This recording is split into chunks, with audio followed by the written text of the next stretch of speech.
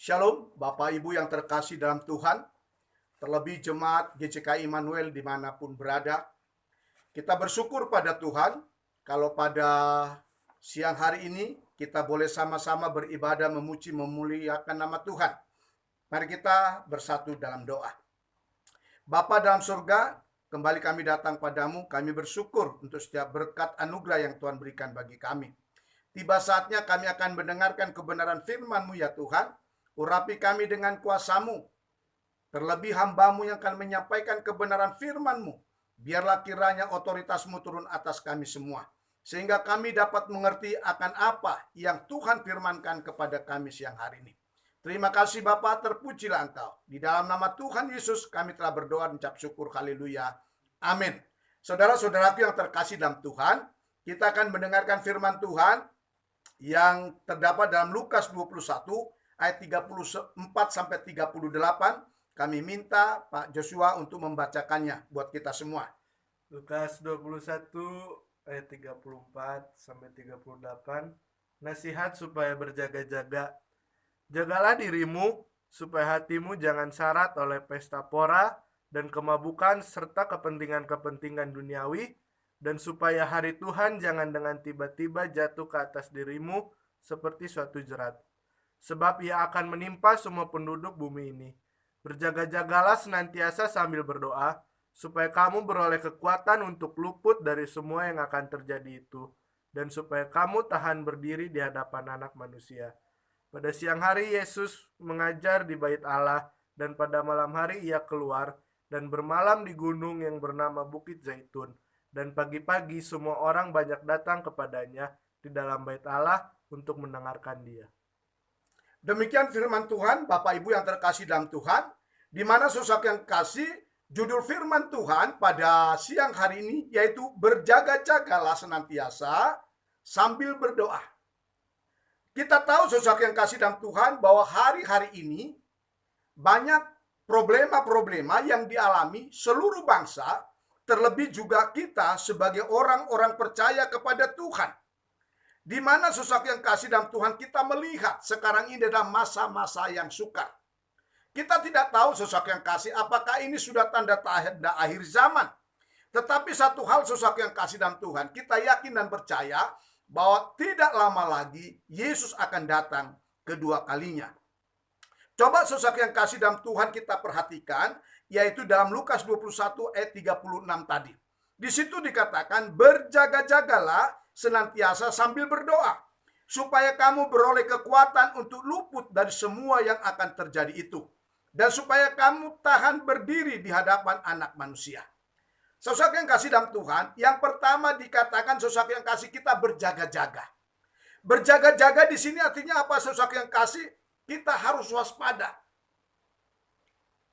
Kita harus waspada tentang tanda-tanda zaman sekarang ini sosok yang kekasih dalam Tuhan. Kita lihat apa yang terjadi pada saat ini. Sudah hampir 2 tahun sosok yang kasih dalam Tuhan kita mengalami yang dinamakan COVID-19. Dan bukan itu saja, kita melihat banyak penderitaan demi penderitaan di muka bumi ini. Dan bukan itu juga, kita lihat banyak yang meninggal sosok yang kasih dalam Tuhan. Dan apakah sampai sekarang sudah dapat obatnya? Belum. Tapi satu hal, kita berdoa, kita datang kepada Tuhan. Sebagai orang yang percaya, seharusnya kita makin peka melihat hal ini. Apa sebenarnya yang terjadi? Apa yang akan terjadi di kemudian hari? Firman Tuhan tidak henti-hentinya mengingatkan dan menasihati saudara dan saya, agar kita benar-benar memperhatikan bagaimana kita hidup. Kita baca dalam Efesus pasal yang kelima ayat 15. Karena itu perhatikanlah dengan seksama bagaimana kamu hidup. Janganlah seperti orang bebal, tetapi seperti orang arif. Jangan lagi kita bertindak sembrono dan menyanyiakan waktu yang ada. Sebaliknya sosok yang kasih dalam Tuhan Yesus, kita harus mempergunakan waktu kita dengan sebaik-baiknya. Kenapa? Kesempatan semakin sedikit lagi sosok yang kasih. Ingat saudara yang kasih dalam Tuhan Yesus Kristus.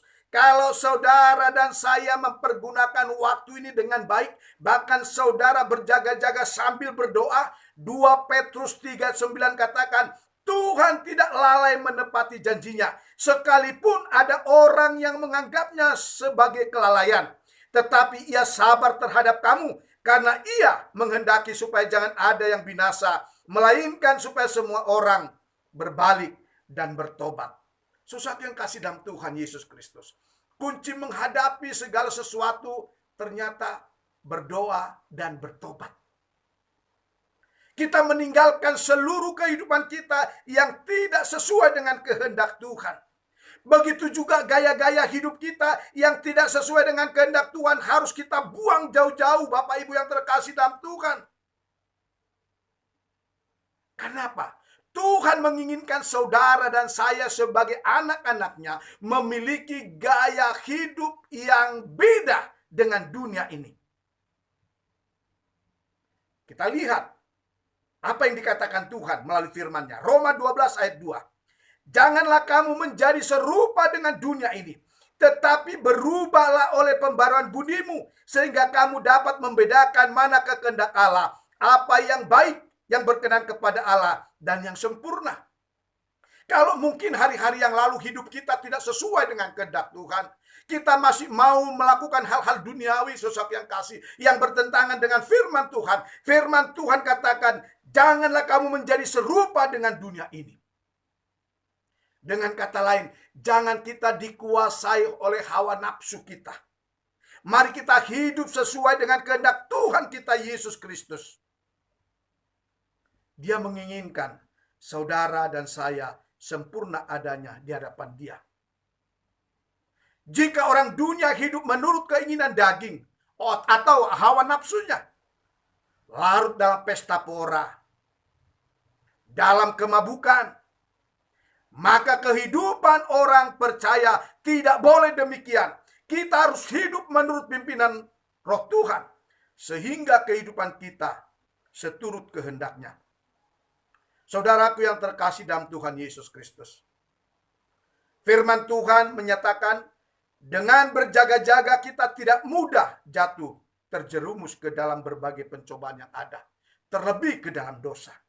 Oleh sebab itu, saudara yang kasih dalam Tuhan, sekali lagi firman Tuhan mengingatkan, berjaga-jagalah dan tetaplah berdoa. Mari saudara yang kasih, kita perkuat, kita berdoa, kita datang kepada Tuhan. Menyerahkan hidup kita, mohon pertolongan, bimbingan Tuhan, agar kita dapat menjalani hidup ini, yang sekarang itu begitu sulit. Hidup semakin parah. Inilah saudara yang kasih dalam Tuhan. Mungkin yang disebut orang, akhir dari dunia ini. Bapak Ibu yang terkasih dalam Tuhan, khususnya Gereja Jemaat Kristus Indonesia, mari kita bersatu.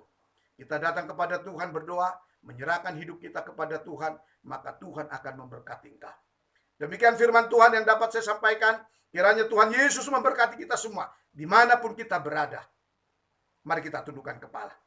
Tuhan Yesus yang baik, kami bersyukur padamu untuk berkat firman-Mu pada siang hari ini, di mana kami diajar supaya kami senantiasa berharap bersandar kepada Engkau, terlebih berjaga-jaga sambil berdoa, supaya kami dapat menjalani hidup ini dengan baik seturut dengan kehendak-Mu.